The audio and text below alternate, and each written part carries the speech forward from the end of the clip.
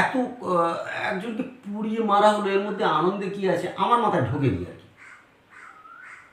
তার কারণ অনেক জিনিস আমার মাথায় ঢোকে না। যেমন ঠাকুরকে আগমনের সময় যে আনন্দ করা হয়, এখন দেখি যে বিজয়ের সময় তার থেকে বেশি ডিজে নিয়ে বেশ একটু সুরাপান করে উদ্দাম নৃত্য নাচতে নাচতে ঠাকুর থাকবে, কতক্ষণ যাবে বিসর্জন ইত্যাদি।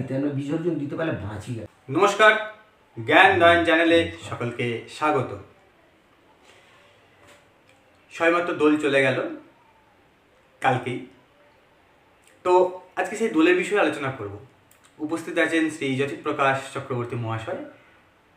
কিন্তু ভালো করে লক্ষ্য করে দেখবেন আপনারা যে এই যে দোল খেলা করি আমরা, এই দোলের খেলার ক্ষেত্রে একটা কনফিউশন আসে।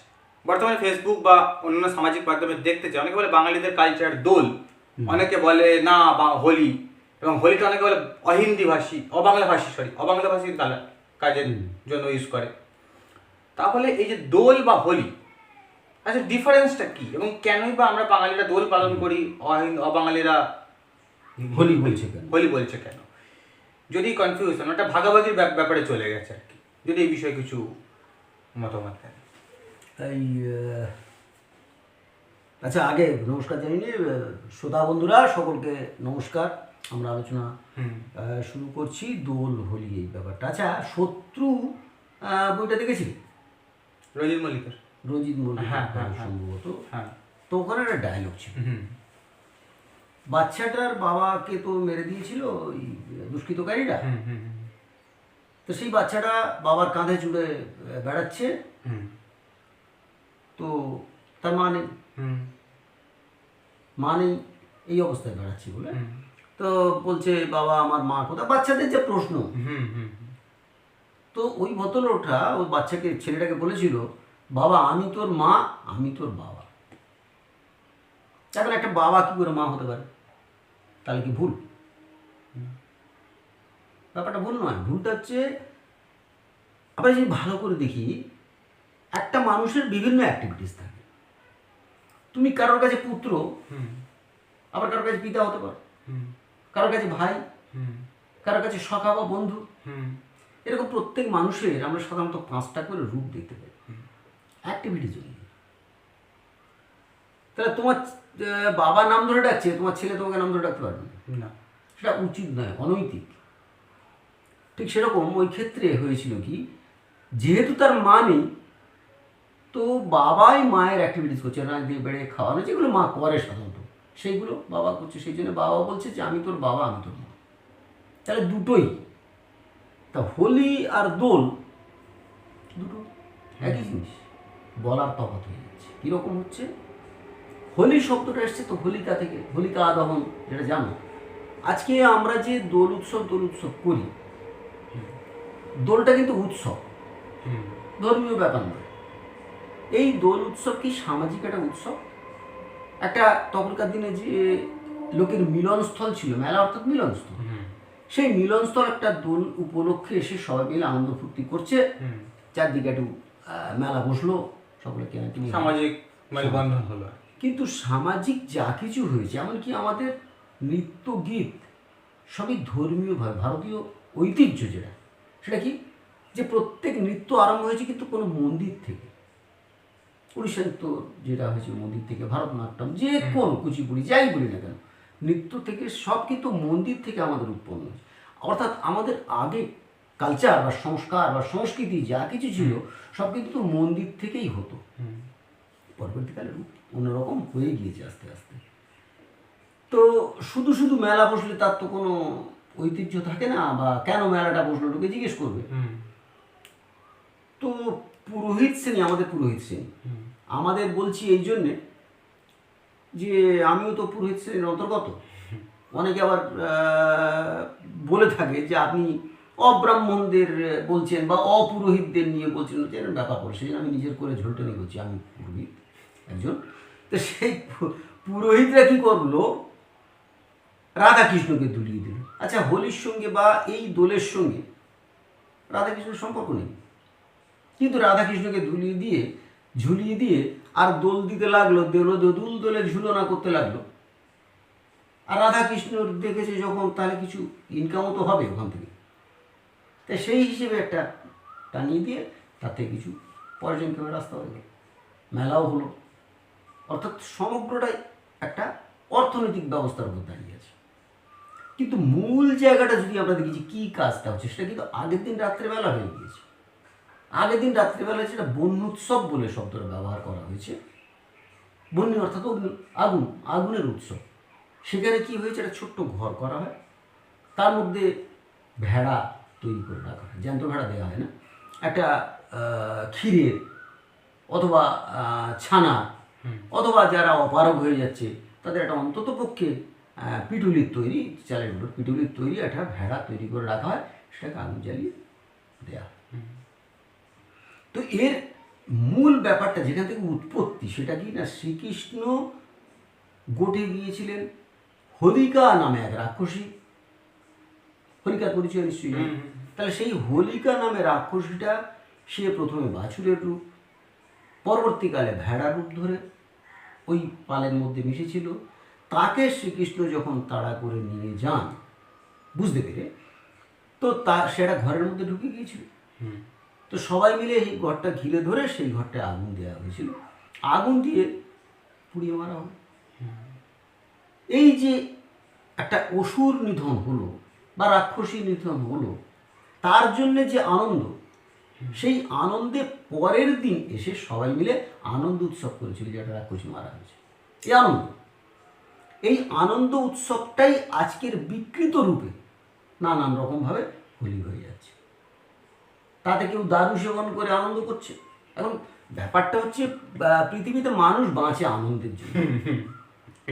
কেউ সুন্দর মাছ খেয়ে আনন্দ পায়, কেউ সুন্দর নিরামিষ তরকারি খেয়ে আনন্দ পায়, কেউ গাঁজা খেয়ে আনন্দ পায়, কেউ সুরাপান করে আনন্দ পায়, যে যেরকমভাবে আনন্দ করে। হোলির দিনে আমরা দেখি আর কি, কালকেও দেখছিলাম এই ডিজে নামক যে শব্দাসুরের উৎপাত, এই শব্দাসুর চালিয়ে দিয়ে বলো কী হচ্ছে না, আনন্দ হচ্ছে।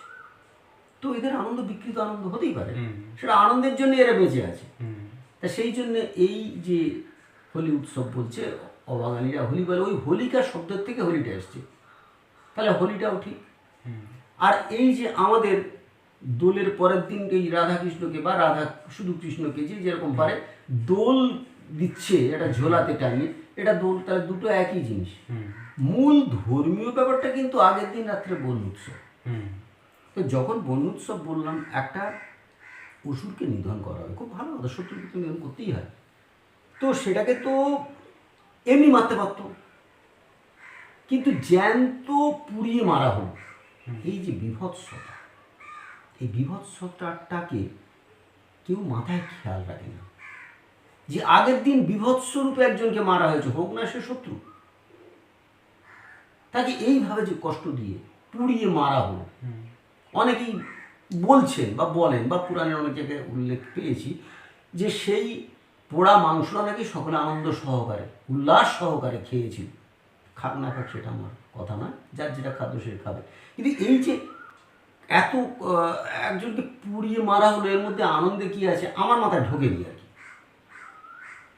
তার কারণ অনেক জিনিস আমার মাথায় ঢোকে না। যেমন ঠাকুরকে আগমনের সময় যে আনন্দ করা হয়, এখন দেখি যে বিজয়ের সময় তার থেকে বেশি ডিজে নিয়ে বেশ একটু সুরাপান করে উদ্দাম নৃত্য নাচতে নাচতে ঠাকুর থাকবে, কতক্ষণ যাবে বিসর্জন ইত্যাদি ইত্যাদি। বিসর্জন দিতে পারলে বাঁচি, একটা যেন আপদ গেল, এই যে ব্যাপারটা ঠিক সেরকম এই যে নৃশংসভাবে মারা হলো, এই জায়গাটা কেউ আর মাথায় রাখছে না। এতে আনন্দের কী আছে? আমার তো মনে হয় এটা নিরানন্দের ব্যাপার, যে হোক না শত্রু, তাকে আমি এইভাবে হত্যা করেছি, তাহলে এতে আনন্দের কিছু নেই। কিন্তু লোকে পরকে কষ্ট দিয়ে আনন্দ পায়, বেশিরভাগ সামাজিক বেশিরভাগ লোক কষ্ট দিয়ে আনন্দ পায়।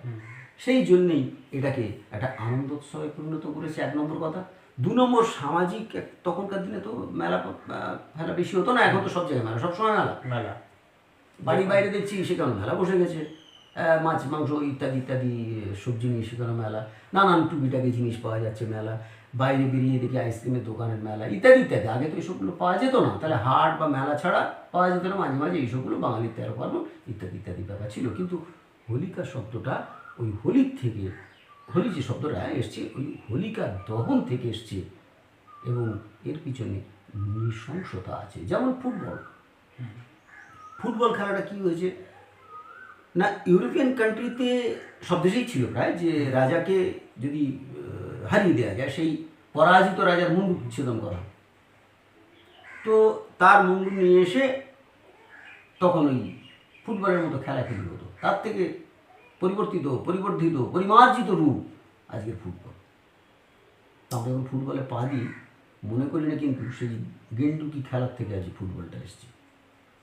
অর্থাৎ নৃশংসতার মধ্যে যে আনন্দ, সেই আনন্দটা আমরা উপভোগ করতে খুব ভালোবাসি। সেই জন্য আজকের দোল উৎসব বলি, বন্যুৎসব বলি, আর হোলি বলি, সবের মধ্যে এই যে লোক আনন্দ করছে, এর পিছনের ইতিহাসটা এখনো পর্যন্ত সেই বন্যুৎসব হচ্ছে, সেখানে ভেড়ার প্রতিরূপ স্থাপন করে পোড়ানো হচ্ছে। তাহলে এই যে ব্যাপারটা হচ্ছে, এটার মধ্যে এই স্মরণ করাটা, শত্রু নিধনের স্মরণ করা খুব ভালো কথা, নৃশংসতাটাকে স্মরণ করা কোনো ভালো যদি হয়, যেমন আজকে শহীদ মিনার বলা হচ্ছে, যেটাকে মনুমেন্ট, ওটাকে নাম ছিল, তো সেই মনুমেন্টটাকে আজকের পরিবর্তন করে আমরা কিন্তু কি করেছি, শহীদ মিনার নাম দিয়েছি। অনেক জিনিসকে নাম দিয়েছি, পরিবর্তন করেছি আমরা, যে ইংরেজের দাসত্ব আজ মনে রাখবো না, তার জন্য অনেক কিছু পরিবর্তন আমরা করেছি সামাজিকভাবে। আপনারাও শুনলেন এবং আমরা জানতে পারি যে কনফিউশন ছিল, কনফিউশনটা আশা করি দূর হয়েছে। কমেন্টে জানাবেন যদি আরও কোনো এই বিষয়ে প্রশ্ন থাকে। যাই হোক, আচ্ছা একটা বলি, তোমার এই কমেন্টসগুলো আমি তো খুব একটা কমেন্টস করে যাই না, দেখি না দেখি না, তুমি হয়তো দেখো কিছু কিছু হয়তো প্রশ্ন আসছে, হ্যাঁ আমরা থাকতে পারে, আসবে। কারণ মানুষ আনন্দের জন্য বাঁচে, 1 নম্বর। 2 নম্বর, যে যেটা পছন্দ করে সে সেটাকেই প্রেফার করে বা সেটাই অনুমোদন করে সে। তো আমি যেটা পছন্দ করি না, আমার সেটা তো ভালো লাগবে না। একটা নিরামিষ ভোজী লোক সে নিশ্চয়ই মাছ মাংস পছন্দ করবে না, স্বাভাবিক। তাহলে অধার্মিক লোক যারা, তারা ধর্মের কথা শুনতে ভালো লাগবে না, তাই তো এটা না শোনা উচিত, তাই না? অবশ্যই। তাহলে এই আমি যে কথাগুলো বলছি সকলে যে মানবে আমি বলছি না, মানার কথা একবারও কিন্তু আমরা বলি না। চ্যানেলটা যখন তৈরি হয়েছিল তখন তোমাকে আমি বলেছিলাম যে সকলের মানার জন্য না, চ্যানেলটার নাম হচ্ছে জ্ঞান নয়, অর্থাৎ আমরা কিছু হিন্টস দিচ্ছি, সেই হিন্টসটা নিয়ে তার জ্ঞান চক্ষু খুলবে, সে তার মতোভাবে চিন্তা করে নেবে, সেই পথে যেটাকে ভালো মনে করবে সেটা পথে চলবে। এর জন্যে যে আমার কথাগুলো ভুল হবেই, কিছু লোকের কাছে ভুল হবেই, নিশ্চয়ই কিছু লোকের কাছে ভুল মনে হতেই পারে, এটা খুব স্বাভাবিক ব্যাপার, এটা কোনো ব্যাপার না। তো যাদের মনে হয় যে কথাগুলো একদম বোগাস, কথাগুলো একদম ভুল এবং এ নিয়ে চিন্তা করার কোনো জায়গাই নেই, কারণ কিছু লোক আছেন যারা মনে করেন রুটি কাপড়া মকান ছাড়া আর কিছু চিন্তা করার আমাদের দরকার নেই, অর্থাৎ খাদ্য বস্ত্র বাসস্থান এর বাইরে আমাদের যাওয়ার দরকার নেই। কিন্তু মানুষ যেখানে বুদ্ধিজীবী লোক, তার বুদ্ধি দিয়েছে ভগবান বা ঈশ্বর বা প্রকৃতি, যাই বলি না কেন, যারা ভগবান মানে না তার তো প্রকৃতি বলি, তাহলে এই যে পরম প্রকৃতি আমাদের মধ্যে যে জিনিসটা দিয়েছেন, এই ব্রেন বা বুদ্ধি দিয়েছেন, তাহলে বুদ্ধি দিয়ে বিচার করা দরকার আছে, এবং বুদ্ধি দিয়ে বিচার অনুযায়ী আমি কাজ করবো, আমার যেটা ভালো মনে হবে আমি সেটা করবো। হ্যাঁ, করতে হবে কি, সমাজে যাতে অপকার না হয়। আমার নিজে ধর্ম করলাম কি না করলাম, আমি কোরআনকে মানলাম কি না মানলাম, আমি যে যাই বলছে বলুক না, তার কথা শুনলাম কি না শুনলাম, সেটা কারো কিছু যায় আসে না, সমাজে অপকার না হলেই সমাজের অপকার করতে হয়। তো এখন এই যে কথাগুলো বলছি তোমার চ্যানেলের মাধ্যমে, এখানে লোকের অপকার তো কিছু করছি না, কারোর উপর চাপিয়ে দিচ্ছি না, বা করতেই হবে আমার কথাগুলো তা বলছি না, এখানে শুধুমাত্র কতগুলো হিন্টস বা পয়েন্টস দেওয়া হচ্ছে, যে পয়েন্টসগুলো নিয়ে তারা চিন্তা করতে পারেন। যদি মনে করেন চিন্তা, তাহলে চিন্তা করবেন, আর যদি মনে করেন না এগুলো চিন্তা করা নয়, তাহলে তো না দেখলেই ঘুরিয়ে যাবে। একদমই তাই। যাই হোক, আমরা প্রত্যেককেই আমরা বলি যে আপনারা চেষ্টা করুন, যেটা বলছি সেটা শুধু মেনে নেওয়া নয়, বিনা শর্তে মেনে নেওয়া নয়, আমরা পরীক্ষা করুন, দেখুন, তারপরে মানবেন। যাই হোক, সঙ্গে থাকুন, আরও আসবো বিভিন্ন বিষয় নিয়ে। নমস্কার।